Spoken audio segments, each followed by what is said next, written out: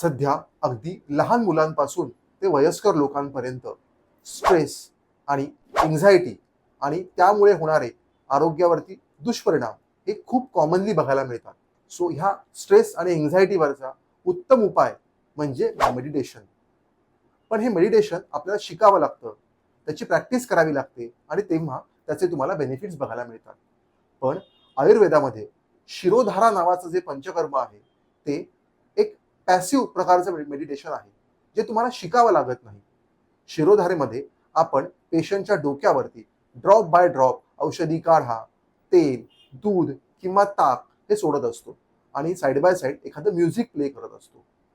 हे एक साधारण 35 ते 45 मिनिटं केल्यामुळे आपल्याला मेडिटेशन केल्याचेच सर्व फायदे बघायला मिळतात आणि हे तुम्ही तुमच्या सोयीनुसार करू शकता. शिरोधारा किती वेळा करावी, महिन्यातनं किती वेळा करावी, किती वेळ करावी, ह्यासाठी तुम्ही तुमच्या जवळच्या आयुर्वेदिक डॉक्टरांना किंवा आम्हाला जरूर संपर्क करा. स्ट्रेस मॅनेज करण्यासाठी शिरोधारेचे भरपूर चांगले फायदे होतात. तसंच शिरोधारा केल्यामुळे एकाग्रता जी आहे मनाची ती चांगल्या प्रकारे सुधारते. तुमचं कामातला परफॉर्मन्स हा चांगल्या पद्धतीने सुधारतो.